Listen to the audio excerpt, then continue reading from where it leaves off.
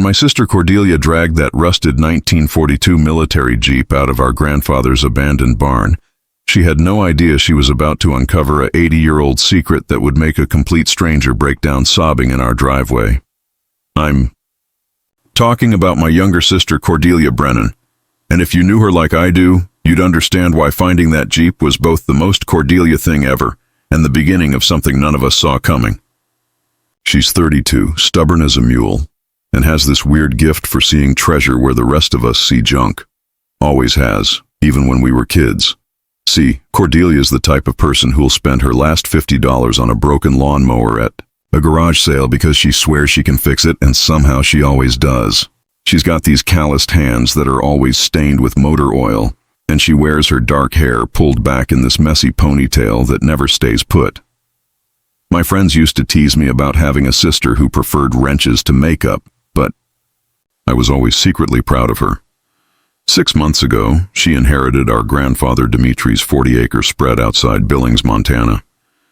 Now she's out there with her 8-year-old daughter Indy, trying to turn that old farmhouse into something livable while scraping together enough money to keep the lights on.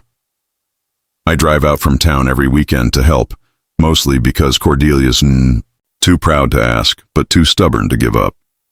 Our grandfather was this quiet, distant man who never talked much about anything, especially his past. We knew he'd served in the military sometime way back, but he'd changed the subject every time anyone brought it up. After he passed, we figured we'd just clean out his stuff, sell what we could, and that would be that. We had no idea he'd been keeping secrets. The thing about Cordelia is she doesn't just clean out barns, she investigates them. Where most people would just haul everything to the dump, she has to examine every rusty tool and moldy box like she's on some kind of treasure hunt. That's exactly what she was doing that cold October morning when she found something that would change everything we thought we knew about the man who raised our father. She called me that day, and I could hear something different in her voice. Not excitement exactly, but this kind of breathless urgency that told me she'd stumbled onto something big. "You need to get out here," she said. "I found something in the barn, and I think Grandpa Dimitri had a whole other life we never knew about."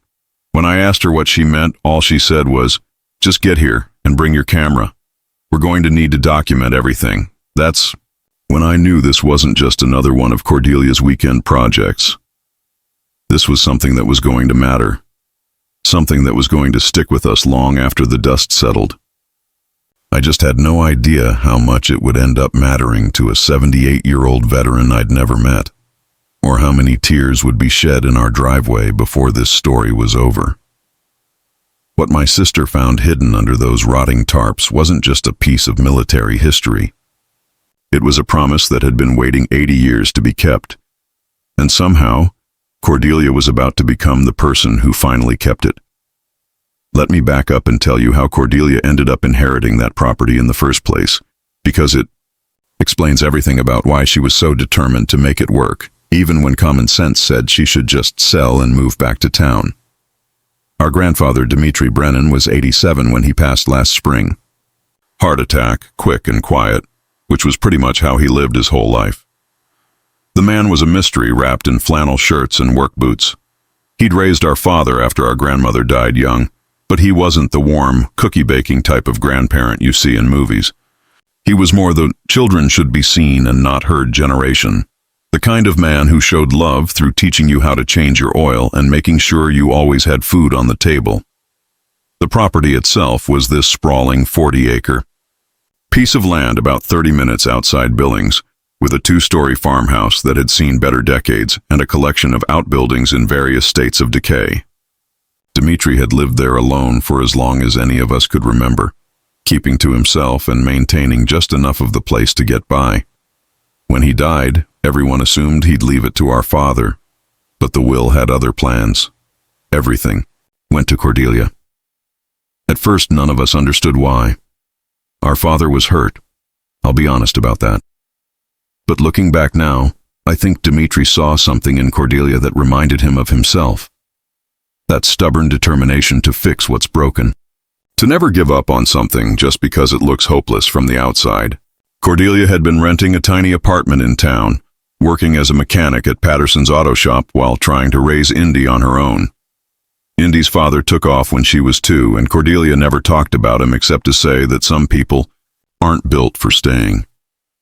She'd been saving every penny for years, dreaming of buying a little house with a yard where Indy could have a dog and maybe a swing set. When she inherited the property, it seemed like an answer to her prayers, except for one major problem. The place was falling apart, and she was barely scraping together enough money to cover rent and groceries, let alone major renovations. But that's Cordelia for you. Where most people would see an overwhelming burden, she saw a possibility. She packed up their apartment, loaded everything into her beat-up pickup truck, and moved herself and Indy out to that old farmhouse with about $800 in savings and a toolbox full of optimism. The first few months were rough. Really rough. The plumbing was ancient, the electrical system was a fire hazard waiting to happen, and the roof leaked in at least 6 different places.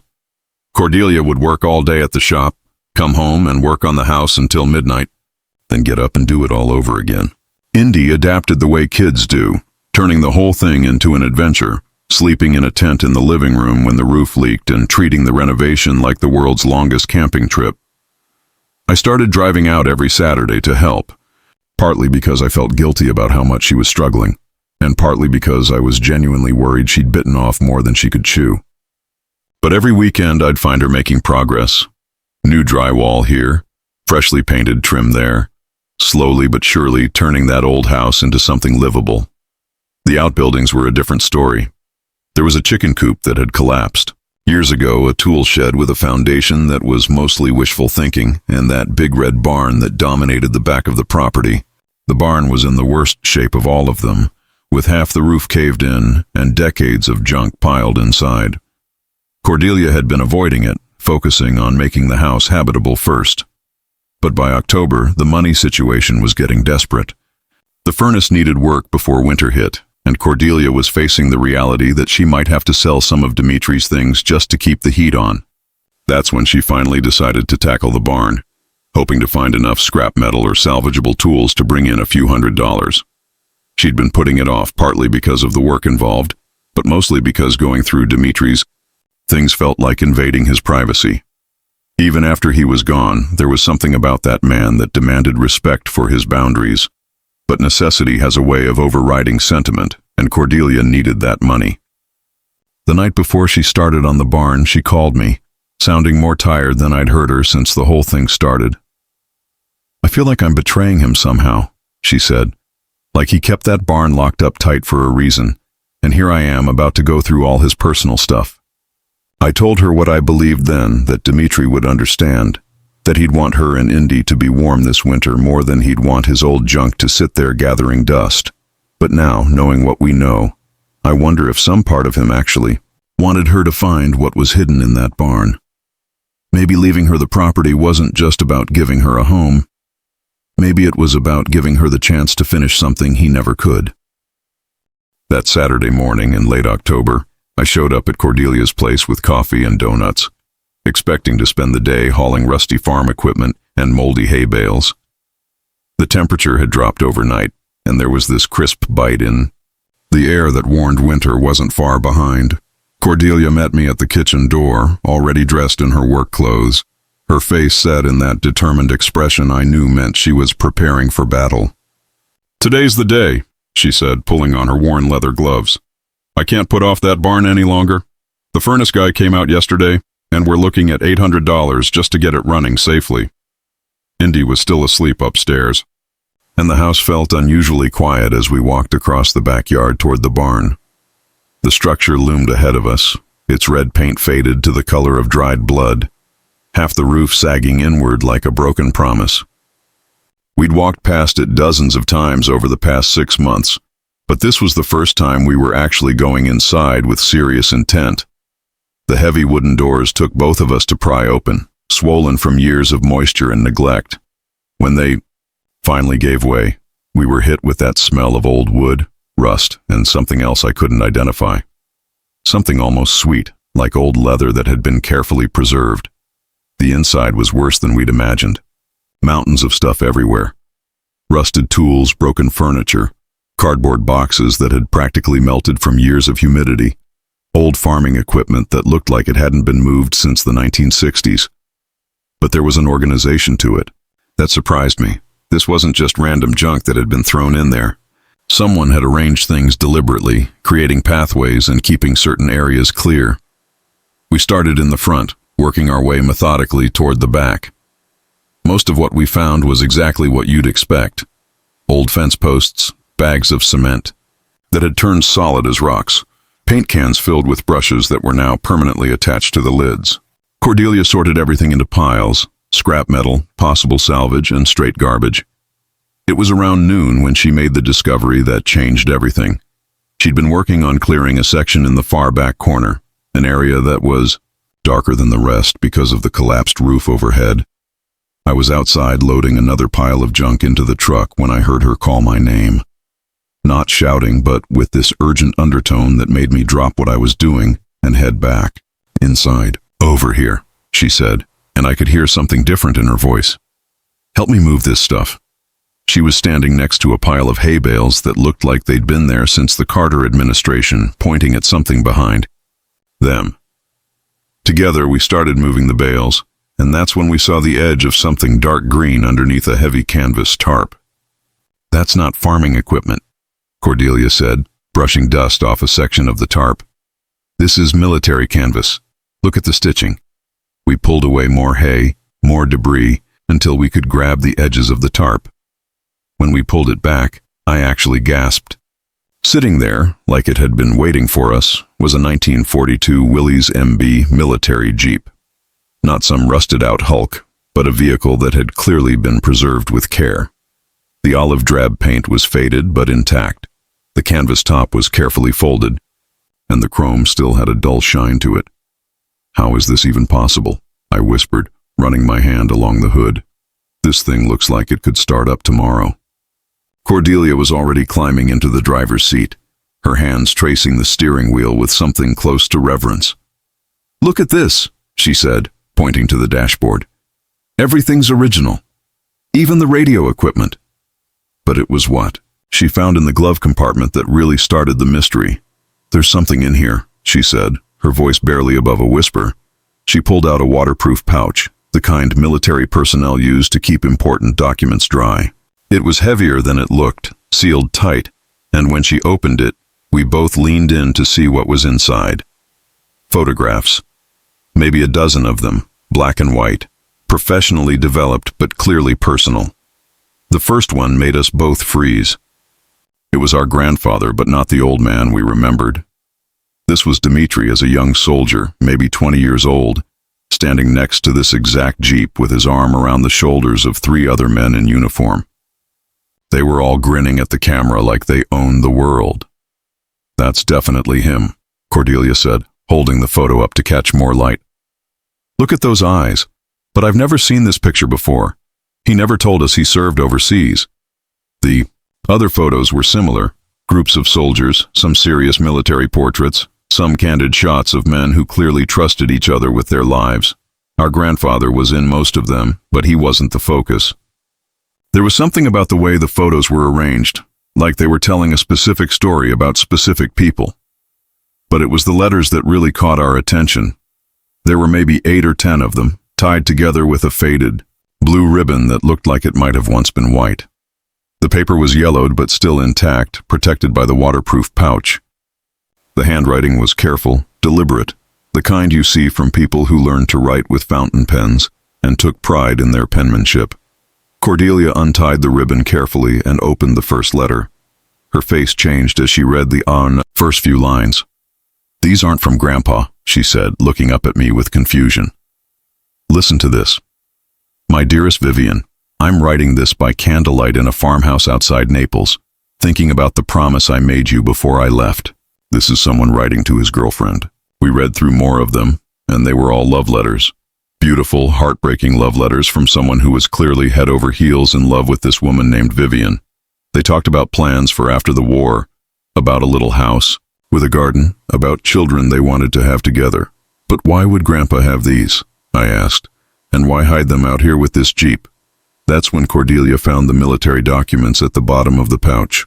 Discharge papers, commendation letters, and something that made both of us sit down hard on a pair of hay bales. A letter, written in our grandfather's handwriting, dated 1945 and never sent. It was addressed to someone named Mrs. Vincent Holloway, and the first line read, "Dear ma'am, I served with your son Vincent in Italy, and I have some of his personal effects that I believe you should have." The letter went on to explain that Vincent had asked Dimitri to make sure his belongings got back to his family if anything happened to him, but the letter was never finished. It just stopped mid-sentence, like Dimitri had started to write it a dozen times and could never find the words to finish. We sat there in that dusty barn, surrounded by the debris of our grandfather's hidden past, trying to piece together a story that was beginning to feel like a weight settling on our shoulders. Somewhere out there was a family who never got their son's personal effects.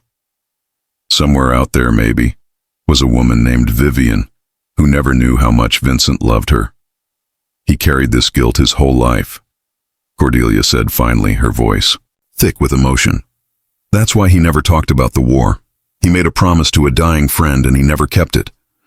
Looking at those letters, at that carefully preserved Jeep, at the photo of 4 young men who thought they were invincible, I understood for the first time why our grandfather had been such a distant, complicated man. He'd been carrying the weight of a promise he couldn't fulfill, the memory of friends who didn't make it home, and the knowledge that somewhere, people were waiting for closure that only he could provide. The question now was what we were supposed to do about it. These letters were 80 years old. Vincent was certainly dead. Vivian, if she was still alive, would be ancient. But sitting there in that barn, looking at my sister's face, I knew Cordelia had already made her decision. She was going to finish what our grandfather couldn't. She was going to find a way to keep a promise that was 8 decades overdue. For the next 3 weeks, that Jeep and those letters consumed Cordelia's every waking moment. I'd never seen her so obsessed with anything, not even when she was rebuilding that 1967 Camaro she found in a junkyard back in high school. This was different. This felt like a mission. She set up a makeshift research station in the farmhouse kitchen, spreading Vincent's letters and the military documents across the table like pieces of a puzzle she was determined to solve. Every night after work, she'd sit there with her laptop, cross-referencing names and dates, searching through military databases and genealogy websites, trying to track down any information about Vincent T. Holloway or his family. The problem was that Vincent Holloway wasn't exactly an uncommon name, and 1940s military records weren't always digitized or easily accessible.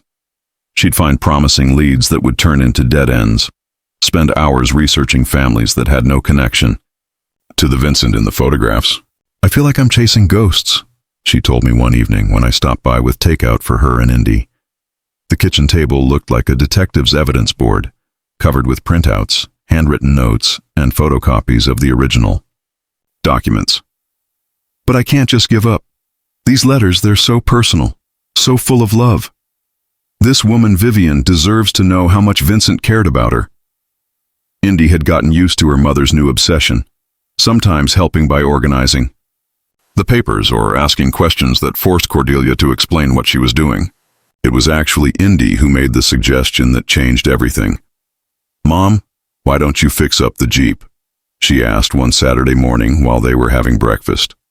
"Maybe if you made it look like it did in the pictures, someone would recognize it." At first, Cordelia dismissed the idea. The restoration would be expensive, time-consuming, and she still had the house to work on. But the more she thought about it, the more sense it made. The Jeep wasn't just a vehicle. It was a piece of Vincent's story, a tangible connection to the men in those photographs. If she could restore it to its original military condition, it might attract attention from other veterans, military history enthusiasts, or local newspapers that could help spread the word. She started small, just cleaning years of dust and grime off the exterior, checking the engine components, testing the electrical systems. To her amazement, most of the Jeep was in remarkable condition. Dimitri had clearly maintained it over the years, probably starting it up periodically, keeping the fluids fresh, protecting it from the elements. This wasn't an abandoned vehicle. It was a carefully preserved piece of history. "It's like he was keeping it ready," Cordelia said, running her hand along the restored fender. Like he always planned to finish what he started but just never found the courage. The restoration became a family project. I started coming out on weeknights after work, helping with the mechanical aspects, while Cordelia focused on the bodywork and paint. Indy appointed herself the official photographer, documenting every step of the process and asking endless questions about how engines worked and why certain parts needed to be replaced. It was during the third week of restoration, while Cordelia was rebuilding the carburetor, that she made the discovery that cracked the case wide open. She was removing the air filter housing when she noticed something odd about the metal bracket that held it in place. There was a slight gap, like the bracket had been modified somehow. When she investigated further, she found that someone had welded a small metal box to the inside of the bracket, completely hidden from view unless you knew exactly where to look. Inside that box was a single military dog tag, not Dimitri's dog tag. The name stamped into the metal read Vincent T. Holloway, along with a service number and what looked like a hometown, Billings, Mont. He was from here, Cordelia whispered, holding the dog tag up to catch the light. Vincent was from Billings. That's why Grandpa kept all this stuff. They weren't just fellow soldiers. They were probably friends from home. With Vincent's full name and service number, the research became exponentially easier. Within 2 days, Cordelia had tracked down Vincent's military records, confirming that he'd been killed in action near Naples, Italy, in February 1944. He was 23 years old. More importantly, she found surviving family members. Vincent's nephew, Crawford Holloway, was listed in the current Billings phone directory. He was 78 years old, a Vietnam veteran himself, living in a house just 2 towns over from Cordelia's property. When she called him, explaining who she was and what she'd found, there was a long silence on the other end of the phone. "My Uncle Vincent," he finally said, his voice shaky with emotion. "We never knew what happened to his personal things. The Army sent back his medals and his uniform, but the family always wondered about his other belongings, especially the letters he wrote about. My Aunt Vivian used to ask about them until the day she died." Crawford agreed to meet with Cordelia, but she had an idea that went beyond just handing over the letters and documents. She wanted to drive the restored Jeep to his house, to let him see Vincent's vehicle exactly as it would have looked when his uncle was alive. The restoration was nearly complete. The olive drab paint job was perfect, the white stars and military markings were precisely positioned according to 1942 Army specifications, and the engine ran like it had just rolled off the assembly line. But Cordelia spent 1 more week obsessing over details, finding the correct style of canvas for the seats, locating period-appropriate tools to put in the toolkit, even tracking down replica military radio equipment to complete the authentic. "Look, I want it to be perfect," she told me the night before she planned to drive to Crawford's house. "I want him to see his uncle's Jeep exactly the way Vincent would have seen it." She'd been nervous all week about the meeting, second-guessing herself, worrying that she was opening old wounds that were better left alone. But reading through Vincent's letters again, seeing the depth of his love for Vivian, the plans he'd made for their future together, she knew she was doing the right thing. "These letters were meant to be delivered," she said, carefully placing them back in the waterproof pouch. Vincent trusted Grandpa to make sure Vivian knew how he felt. Maybe it's 80 years late, but a promise is a promise. The morning she planned to drive to Crawford's house, Cordelia woke up before dawn.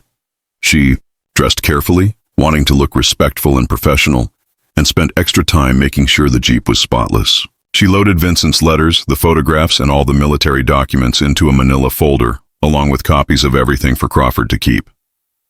As she was getting ready to leave, Indy ran out to give her a hug. "Are you nervous, Mom?"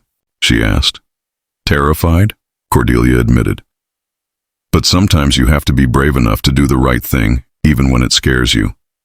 She climbed into the driver's seat of the restored Jeep, started the engine, and began the 30-minute drive to Crawford Holloway's house, carrying with her the weight of an 80-year-old promise and the hope that some mysteries are worth solving, no matter how much time has passed. Crawford Holloway lived in a modest ranch-style house on the outskirts of Laurel, Montana, with a meticulously maintained front yard and an American flag hanging from a pole by his front door.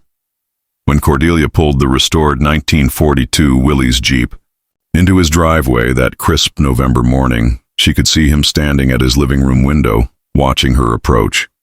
Even from a distance, she could tell something had shifted in the old man's posture. He'd gone very still, his hand pressed against the glass, and she realized he'd recognized the vehicle immediately. By the time she'd turned off the engine and climbed out, Crawford was already making his way down his front steps. He moved slowly, the careful gait of someone whose knees had seen too many years and too many battles, but his eyes never left the Jeep. When he reached the driveway, he stopped about 10 feet away, just staring. "Sweet Mother of God," he whispered, and his voice carried clearly in the cold morning air.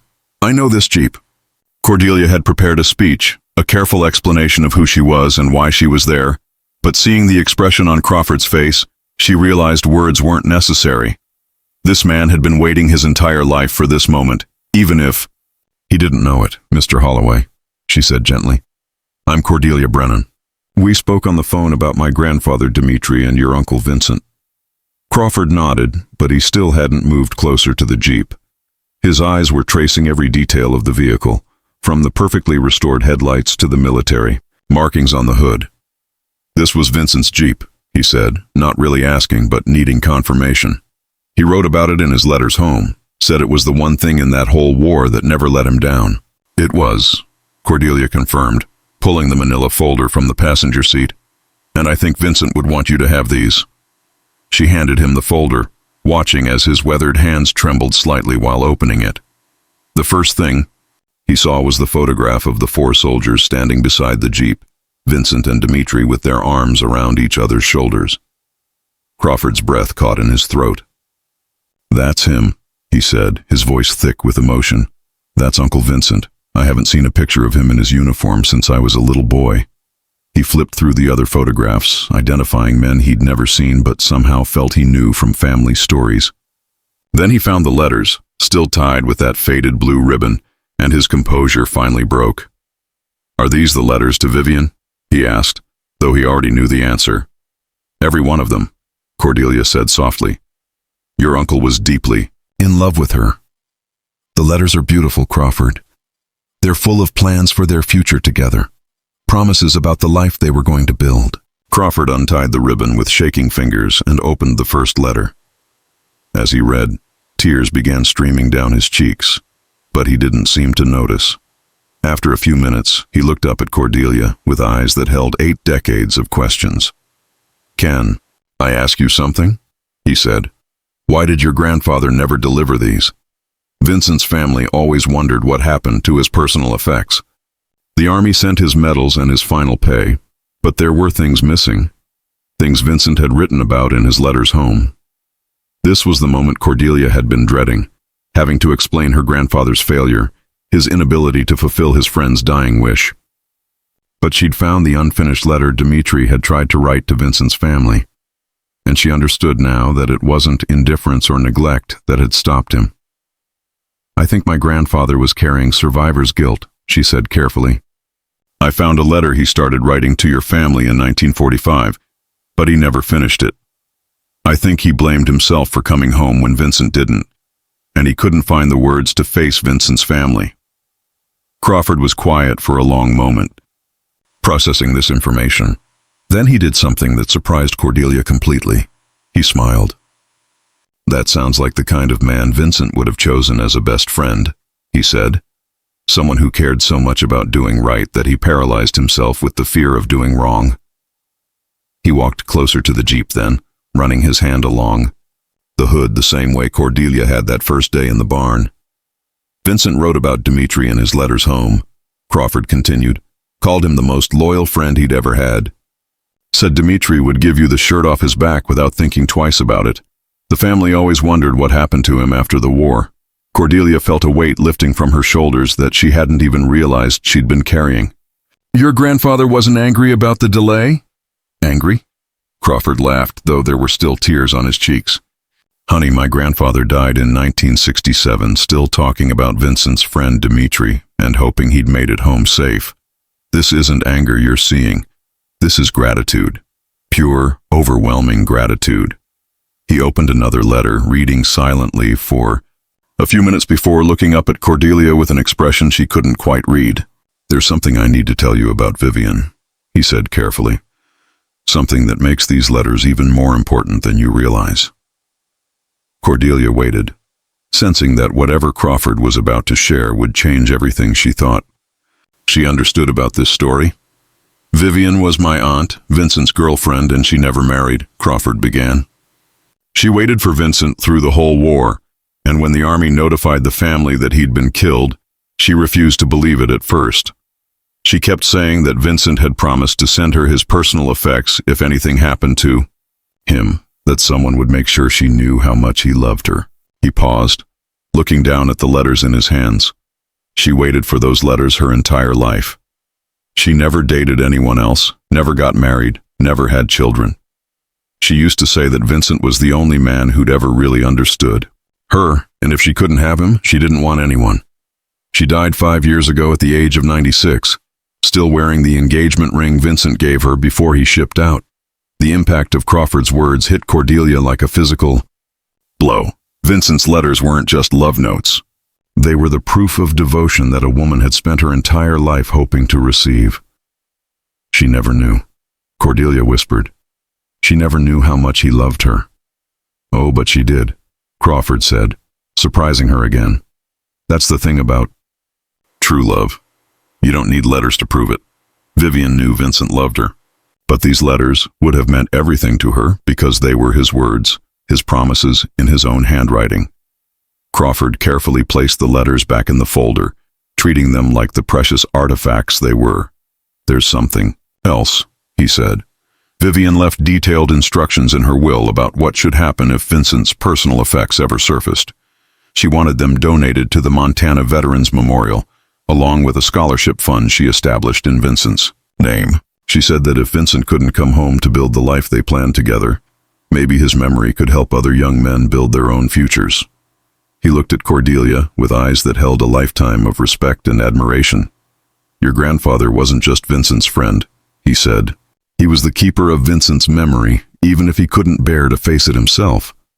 And you, by finishing what he started, you've honored both of them in a way that matters more than you'll ever know." Crawford walked around the Jeep one more time, taking in every detail of Cordelia's meticulous restoration work. "This Jeep belongs with your family," he said firmly. "Vincent would have wanted Dimitri to have it, and Dimitri clearly wanted you to find it. But I have one request." "Anything," Cordelia said immediately.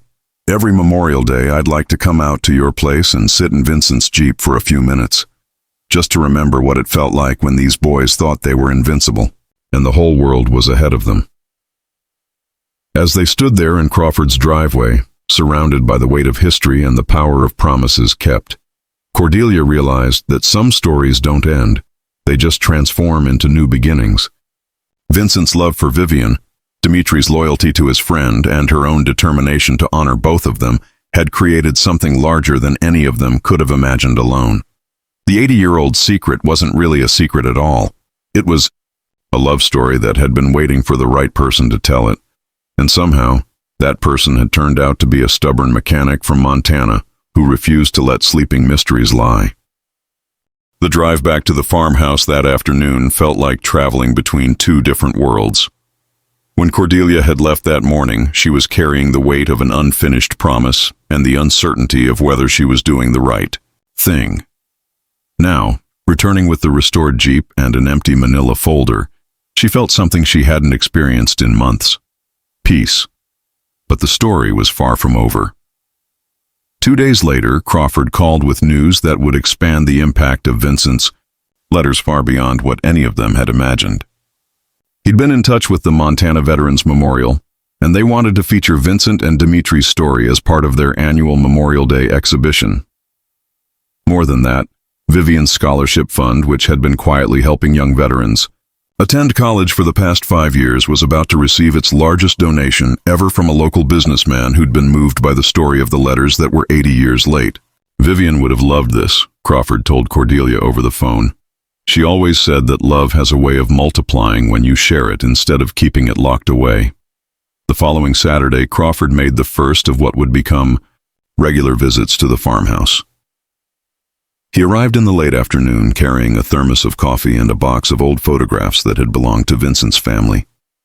Indy had been fascinated by the idea of meeting a real veteran, and she peppered him with questions about the war, about Vincent, and about what it was like to be a soldier. "Your Uncle Vincent sounds like he was really brave," Indy said as they sat in the Jeep, Crawford in the driver's seat where Vincent had once sat.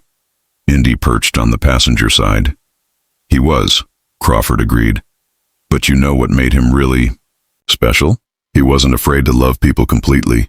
That takes more courage than facing enemy fire." As the weeks passed, Crawford's visits became a highlight for the whole family. He'd arrive with stories about Vincent and Vivian, about their grandfather Dmitri, and about a generation of young men who'd grown up during the Depression and fought in World War II. But more than that, he brought something Cordelia hadn't realized they'd been missing: a sense of connection to something larger than their own daily struggles. The restoration of the Jeep had accomplished more than Cordelia had hoped. Local newspapers picked up the story, and soon she was receiving calls and emails from other military history enthusiasts, veterans' families, and people who had their own stories about promises kept and promises lost. Each contact added another layer to Vincent's story, creating a network of people who understood that some things are worth preserving, no matter how much time has passed. But the most profound change was in how Cordelia understood her grandfather. She'd spent most of her adult life thinking of Dmitri as a distant, emotionally unavailable man who'd never really connected with his family. Now she realized that his quietness hadn't been indifference. It had been the silence of someone carrying an enormous burden. Every family gathering where he'd seemed distracted, every conversation where he'd changed the subject when talk turned to the war, every moment when he'd seemed to be somewhere else entirely, he'd been thinking about Vincent and the promise he couldn't fulfill. "I used to think he didn't care about us," Cordelia told me one evening as we sat in the farmhouse kitchen, the same table where she'd spread out Vincent's letters now cleared for a normal family dinner. "But now I think he cared too much. He was so afraid of failing people that he built walls to protect himself from having to try." The discovery had changed her relationship with the property too. What had started as a financial necessity, a way to provide stability for herself and Indy, had transformed into something deeper. She wasn't just renovating a house anymore. She was preserving a piece of family history, creating a place where stories could be told and remembered. The barn where she'd found the Jeep became her workshop, where she started taking on restoration projects for other people. Word had spread about her meticulous work on Vincent's Jeep, and soon she had a waiting list of customers who wanted her to restore their own family treasures. The extra income meant she could finally afford to make the farmhouse truly comfortable. But more importantly, it gave her a sense of purpose that went beyond just paying bills. Indy thrived in the new environment. She'd gone from being a city kid in a cramped apartment to a country kid with 40 acres to explore, a fascinating collection of adults who treated her like she had something valuable to contribute to their conversations, and a mother who was genuinely happy for the first time in years. She started keeping a journal about Crawford's visits, writing down the stories he told, and drawing pictures of the people and places he described. "I want to remember everything," she told Cordelia one night as they were reading before bed. "These stories are important, and someone needs to write them down." 6 months after finding the Jeep, Cordelia received a letter that brought the story full circle. It was from a woman named Patricia Holloway Chen, Vincent's great-niece, who lived in Seattle and worked as a documentary filmmaker. She'd heard about the letters from Crawford and wanted to create a short film about Vincent and Vivian's love story, about promises kept across generations, and about how the past continues to shape the present in ways we don't always understand. "I've been researching my family's military history," Patricia wrote, "and your discovery of Uncle Vincent's letters has filled in gaps in our family story that we didn't even know existed. But more than that, it's reminded us that the greatest victories aren't always won on battlefields. Sometimes they're won in farmhouse kitchens by people who refuse to let important stories be forgotten."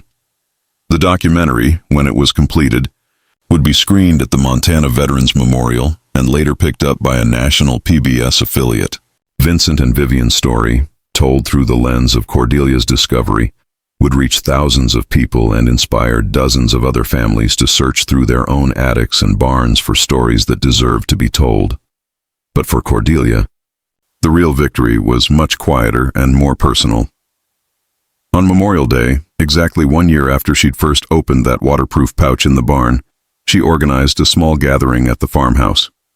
Crawford was there, of course, along with Patricia, and several other members of Vincent's extended family. They sat in lawn chairs arranged in a circle around the Jeep, sharing stories and passing around photographs, creating new memories to honor old ones.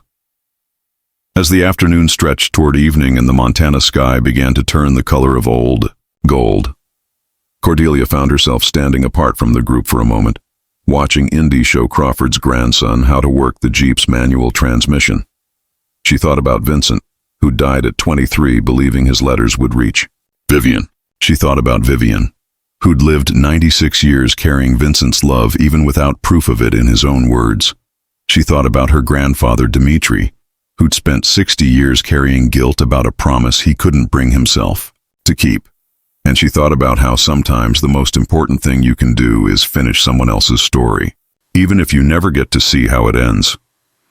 The Jeep sat in its place of honor, no longer hidden in a barn, but displayed proudly in the farmhouse driveway, a testament to the idea that love doesn't diminish with time and promises matter even when they're decades overdue. Every weekend, people would stop by to see it, to hear Vincent's story, and to share their own stories about the people they'd loved and lost. Cordelia had learned something profound in those months of searching for Vincent's family and restoring his Jeep. The best way to honor the dead isn't to keep their memories locked away like precious artifacts, but to let those memories live and breathe and inspire new stories of love and loyalty and courage. As the sun set over the Montana prairie that Memorial Day evening, casting long shadows across the farmhouse yard, Cordelia climbed into the driver's seat of Vincent's Jeep one more time. She sat there quietly, her hands resting on the steering wheel that Vincent had once gripped during the worst war in human history, and she made a promise of her own. She would keep telling Vincent's story, keep preserving the memory of his love for Vivian and his friendship with Dimitri, and keep reminding people that the bonds we form with each other are the most important things we leave behind. Some promises take 80 years to keep, but that doesn't make them any less worth keeping. The farmhouse lights came on as darkness settled over the property, warm, yellow rectangles of light that spoke of family dinners and bedtime stories and all the ordinary miracles that make up a life well lived. And in the driveway, Vincent's Jeep waited patiently for the next person who needed to hear a story about love that transcends death and friendship, that endures beyond the grave. If this story moved you the way it moved us, please take a moment to like this video and subscribe to our channel. We share true stories like Vincent and Vivian's every week, stories about ordinary people who do extraordinary things, about love that endures beyond death, and about the power of keeping promises no matter how much time has passed. Your support helps us continue telling these important stories and reaching people who need to hear them. And if you have a story of your own about family mysteries, hidden treasures, or promises that were kept against all odds, share it in the comments below. Sometimes the most powerful stories are the ones that connect us to each other, reminding us that we're all part of something bigger than ourselves.